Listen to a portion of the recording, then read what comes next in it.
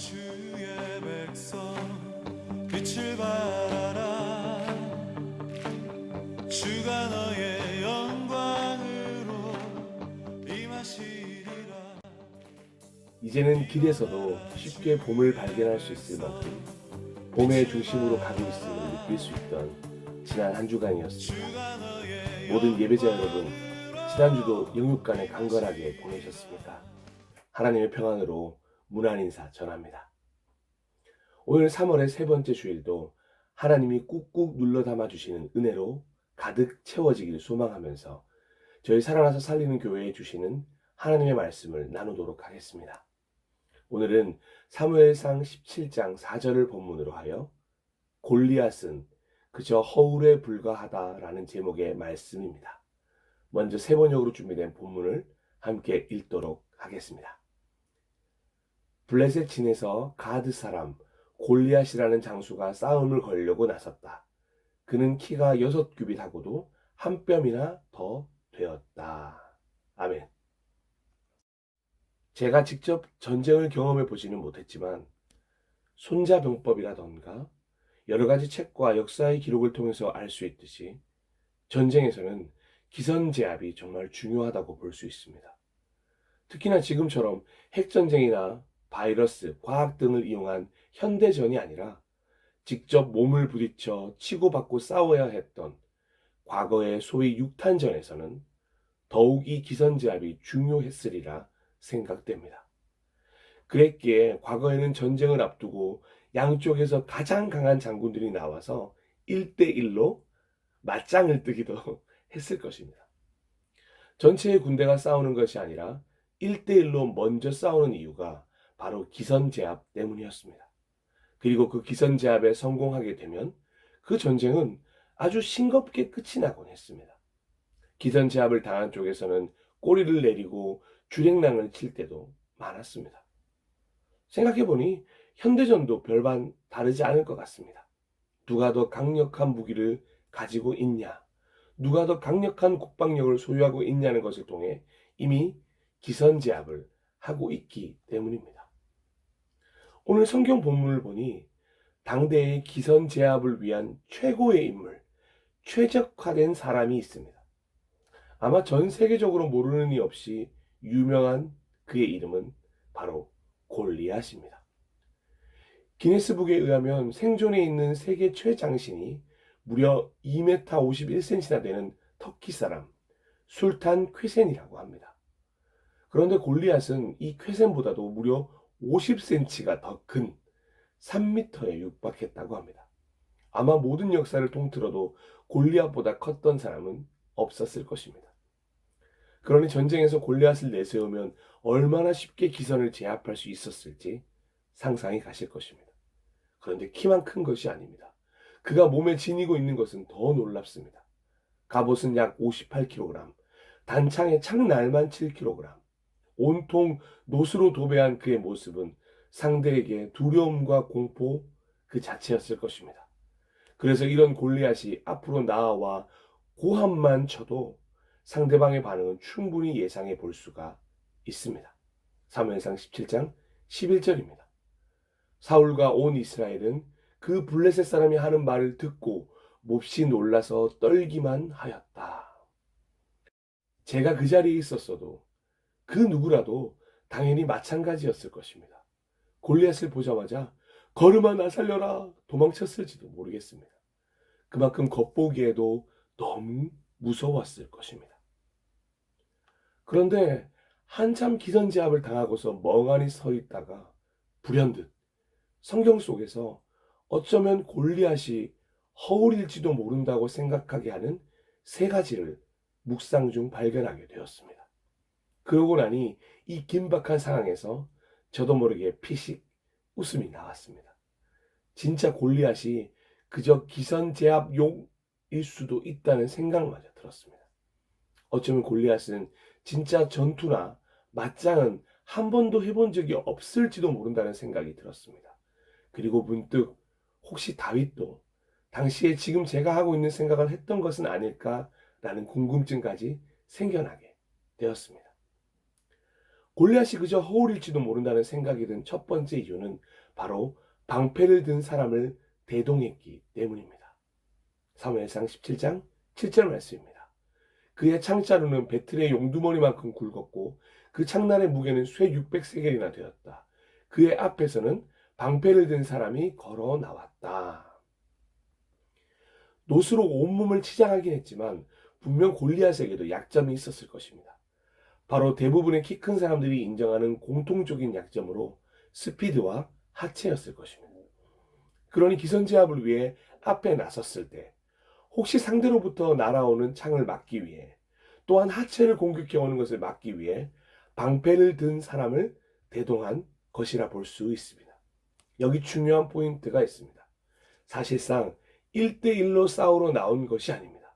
자신의 약점은 가리고 장점만을 드러낼 준비를 마친 후 최적의 상황으로 나섰다는 것입니다. 바로 이 장면에서 전쟁 씬이 등장하는 영화나 드라마를 한번 떠올려 보십시오. 진짜 싸움을 잘하는 장군은 약점이 있다고 하더라도 결코 누군가를 데리고 나오지 않습니다. 그리고 무기도 화려하지 않습니다. 외모가 생각보다 그렇게 위협적이지 않은 경우도 허다합니다. 하지만 당당히 앞으로 나선 이유는 바로 무술, 검술, 창술 등 실력만으로 충분히 상대를 쓰러뜨릴 수 있기 때문입니다. 이러한 이유로 방패를 든 사람과 함께 나온 골리앗은 아마도 제대로 된 싸움을 한 번도 해본 적이 없었기에 그저 기선을 제압하기 위해 나선 인물일 수 있다는 것입니다. 첫 번째 이유보다 더 골리앗이 허울일지 모른다는 생각이 든 두 번째 이유는 바로 이 전쟁의 시간 때문입니다. 엘라 골짜기를 사이에 두고 맞서고 있던 이스라엘과 블레셋 군대는 언제라도 전쟁을 시작할 준비를 하고 있었을 것입니다. 그런 상황에서 블레셋이 골리앗을 통해 기선 제압에 성공했다면 당연히 다음은 어떻게 해야 할까요? 당연히 바로 블레셋 군이 이스라엘 군을 공격해야 합니다. 그런데 이상하니만큼 전쟁은 좀처럼 진행되지 않습니다. 하루가 시작되면 또 하루가 끝나기 전에 골리앗이 나와 고함을 칩니다. 그리고 이스라엘은 변함없이 두려움에 떱니다. 그런데 그게 전부입니다. 고함을 치기만 했지 도무지 전쟁이 시작되지가 않습니다. 그렇게 시간이 흘러 무려 40일이나 지지부진하게 이어졌다고 성경은 기록하고 있습니다. 사무엘상 17장 16절입니다.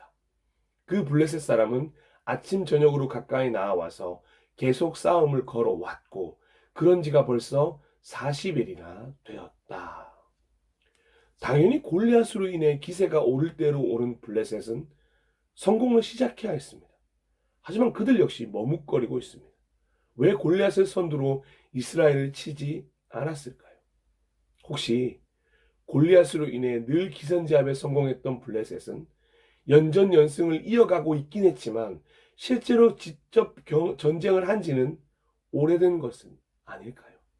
골리앗이 나가서 고함을 치면 상대가 두려움에 떨며 항복을 했기에 아주 쉽게 전쟁에서 승리했던 것은 아니었을까요?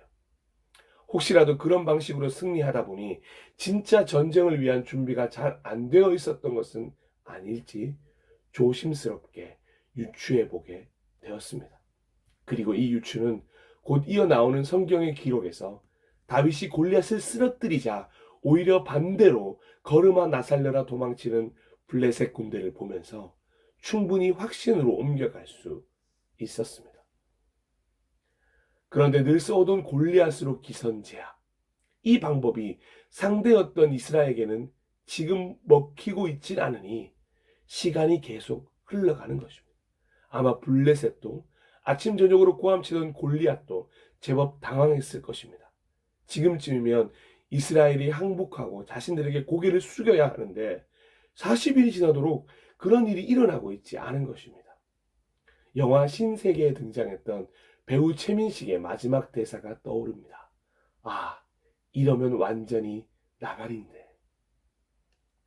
그리고 마지막 이유는 골리앗이 다윗을 상대하는 방법에서 찾아볼 수 있습니다. 당당하게 고함치며 상대를 주눅들게 만드는 용감하고 노련한 장군의 그것과는 거리가 먼 너무도 허술한 모습의 골리앗이었기 때문입니다. 참으로 어설프게 3미터 거구의 골리앗은 다윗의 돌팔매질 한 번에 돌을 이마에 맞고 기절해 버립니다. 물론 당연히 저는 하나님이 승리를 주셨다고 믿습니다. 그러니 혹시 오해하지는 말아 주십시오. 그런데 이 돌을 맞기 전 아주 재밌는 부분을 성경은 세밀하게 기록하고 있습니다. 이 피비린내 가득한 전쟁터에서 골리앗은 소년 다윗이 앞으로 나오자 기가 막혔을 것입니다. 사무엘상 17장 43절입니다. 그 블레셋 사람은 다윗에게 막대기를 들고 나에게로 나아오다니 내가 나를 개로 여기는 것이냐 하고 묻고는 자기 신들의 이름으로 다윗을 저주하였다. 그리고는 다윗에게 먼저 공격해 오라고 이야기하는 골리앗입니다. 방패를 든 자와 함께 움직여야 했기에 골리앗은 선공이 아닌 수비를 선택하면서 역공을 생각했을지도 모르겠습니다. 그리고 속으로는 설마 저 꼬맹이가 먼저 공격해 오겠어? 라는 생각도 했을지도 모릅니다. 방심한 것입니다. 상대를 얕잡아 본 것입니다. 그런데 그 조그마한 녀석인 다윗이 정말 자신을 개로 여기는 듯 골리앗을 향한 모욕을 시작합니다. 어쩌면 다윗과 골리앗 이야기 중에서도 가장 유명한 다윗의 그 대사가 바로 이 순간에 완성됩니다. 그러자 다윗이 그 블레셋 사람에게 말하였다. 너는 칼을 차고 창을 메고 투창을 들고 나에게로 나왔으나 나는 내가 모욕하는 이스라엘 군대의 하나님 곧 만군의 주님의 이름을 의지하고 너에게로 나왔다.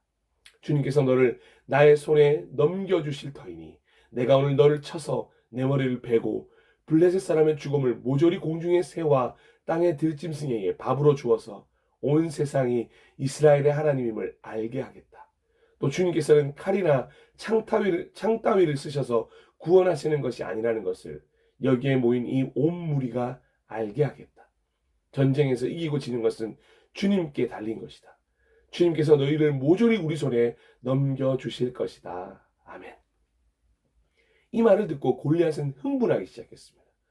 다윗의 믿음의 선포는 골리앗의 기선제압용 고함과는 다른 차원으로 상대방을 동요하게 만든 아주 훌륭한 전략이기도 했습니다. 흥분한 골리앗이 앞으로 먼저 몸을 움직이기 시작했습니다. 골리앗이 등장한 이후에 처음으로 시작한 공격이었습니다. 그런데 그런 골리앗의 움직임을 보면서 다윗도 함께 움직이기 시작합니다. 아마도 바로 다윗이 생각하던 그 타이밍이 왔다는 확신이 있었기 때문일 것입니다. 사무엘상 17장 48절에서 49절입니다. 드디어 그 블레셋 사람이 몸을 움직여 다윗에게 점점 가까이 다가오자 다윗은 재빠르게 그 블레셋 사람이 서 있는 대열 쪽으로 달려가면서 주머니에 손을 넣어 돌을 하나 꺼낸 다음 그 돌을 무림매로 던져서 그 블레셋 사람의 이마를 맞추었다. 골리앗이 이마에 돌을 맞고 땅바닥에 쓰러졌다. 한편의 영화보다 더 영화 같은 일이 벌어졌습니다. 칼도 창도 들고 가지 않았던 다윗이 3미터 거구 골리앗을 쓰러뜨렸습니다. 다윗의 믿음의 선포대로 하나님이 다윗과 함께 하셨고 하나님께서 다윗에게 승리를 주셨습니다. 그것도 돌멩이 하나로 말입니다. 딱 그거 하나면 충분했습니다. 하나님이 주신 승리이기 때문입니다. 다윗은 쓰러진 골리앗에게 뚜벅뚜벅 걸어가 골리앗의 칼로 골리앗의 머리를 잘라 골리앗을 죽였습니다. 이렇게 허무하게 쓰러진 것을 보니 골리앗은 전쟁을 많이 경험해서 전쟁에 능한 베테랑이 아니었음을 더욱 명확해졌습니다. 아마 골리앗의 인생에서 처음으로 자신에게 대항했던 인물이 다윗이었을지도 모르겠습니다. 그러니 골리앗은 당황했고 무리했습니다. 자신은 그저 기선제압용이라는 사실을 까맣게 잊고서 저 조그마한 소년 하나 얻지 못할까 싶어 방심했습니다. 그런데 그저 돌 하나에 허무하게 무너져 버린 것입니다. 저는 이런 세 가지 이유로 골리앗을 허울이라고 명하고 싶어졌습니다. 그리고 좀 더 깊은 묵상을 통해 신앙적으로 생각해도 이 골리앗은 허울뿐이다 라는 사실이 동일하다는 것을 발견하게 되었습니다. 한번 생각해 보십시오. 무엇이 하나님보다 더 크고 위대하고 위협적이고 두려울 수 있다는 말입니까? 그 무엇이 하나님과 함께하는 우리를 대적할 수 있다는 말입니까? 전쟁이 하나님께 속한 것을 믿는 이들에게는 상대가 그 누구라도 상관이 없습니다. 그 어떤 상대라 하더라도 하나님 앞에 있는 상대는 모두 허울뿐인 기선제압용입니다. 하나님이 진짜이십니다. 하나님이 싸우십니다. 하나님이 승리하십니다. 그러니 골리앗은 실제적으로도 신앙적으로도 허울인 것이 분명합니다. 사랑하고 존경하고 축복하는 예배자 여러분, 부디 허울뿐인 골리앗을 바라보면서 믿음이 흔들리지 않으시길 간절히 소망합니다. 오늘 말씀을 통해 믿음의 멘탈을 꽉 잡았으면 좋겠습니다. 그리스도인의 강력한 믿음 멘탈은 허울뿐인 골리앗을 바라볼 때 생기는 것이 아니라 하나님을 바라볼 때 생기는 것입니다. 그러니 당연한 말씀이지만 여러분이 오늘 본문에 등장하는 다윗이 되어야만 합니다. 다윗이 되어야 한다고 생각하면 혹시 부담스러우십니까? 아닙니다. 다른 어떤 부담스러운 수식어가 필요한 것이 아닙니다. 하나님이 자신과 함께 하심을 믿는 다윗, 그 믿음으로 용기를 내어 골리앗과 마주하는 다윗, 모든 것의 결과가 하나님을 위한 것이라는 확신이 있는 다윗, 그리고 그 확신에 더해진 행동이 있는 다윗이 되어야 한다는 것입니다. 당신도 충분히 이런 다윗이 될 수 있습니다. 믿음이 있다면 대단한 것입니다. 하지만 그 대단한 믿음으로 하나님을 바라봄으로 용기를 내어 골리앗을 마주하는 데까지 나아가야 다윗이 됩니다. 확신이 있다면 놀라운 것입니다. 하지만 그 놀라운 확신을 행동으로 바꾸어 골리앗을 향해 달려가야 다윗이 됩니다. 세상은 늘 우리를 골리앗과 다윗이라는 프레임에 넣어두길 좋아합니다. 이 프레임은 결국은 다윗이 승리할 것이라는 것을 말하고 있는 믿음의 프레임으로 사용될 때는 아주 좋지만 반대로 골리앗을 두각시키기 위한 프레임으로 사용되어지면 우리를 아주 위축되게 만들어 버립니다. 세상이 골리앗처럼 커 보여서 마주할 수조차 없을 만큼 두렵게 느껴질 때가 있습니다. 공부가, 취업이, 결혼이, 육아가, 살아가는 것이, 그리스도인으로 사는 것이, 믿음을 지키는 것이, 끝까지 하나님을 붙드는 것이 골리앗처럼 보이는 세상 앞에서는 그저 불가능해 보이게 만듭니다. 그런데 하나님은 우리 모두에게 오늘 그렇지 않다. 사랑하는 나의 자녀야. 나는 전능하신 하나님이다. 나를 바라보아라. 라고 말씀하십니다. 예, 맞습니다. 모든 골리앗은 그저 허울일 뿐입니다. 오늘 본문 이후 이어지는 사무엘상 17장의 기록을 통해 하나님이 함께 하시는 다윗이 승리했다는 것을 잊지 마십시오. 하나님께서는 하나님을 의지하는 당신과 함께 하심으로 당신도 역시 이 모든 골리앗들 앞에서 승리를 경험하게 하실 것입니다. 우리는 그런 놀라운 믿음의 강력 멘탈을 가져야 합니다. 이 믿음의 강력 멘탈을 통하여 흔들리지 않는 신앙의 나무로 멋지게 자라나야 될 것입니다. 믿음의 강력 멘탈을 소유하게 된 여러분, 이제 살아가면서 골리앗을 만나게 되면 피식 웃어주며 그날의 다윗처럼 믿음의 선포를 해보시기 바랍니다. 넌 허울뿐인 골리앗이야. 난 살아계신 하나님과 함께하는 사람이야. 아무리 겁을 줘도 이제는 두려워하지 않을 거야. 왜냐고? 너라는 허울과 싸우는 존재는 나 혼자가 아니라 하나님과 함께하는 나니까. 만군의 하나님의 이름을 의지하는 나는 바로 다윗처럼 멋진 하나님의 자녀이니까. 그러니 덤벼라 이 허울뿐인 골리앗. 아멘. 할렐루야. 오늘도 골리앗을 마주한 다윗에게서 하나님을 바라본다는 것이 무엇인지를 배웁니다. 허울뿐인 골리앗을 두려워하지 마십시오. 골리앗을 볼 필요가 없습니다.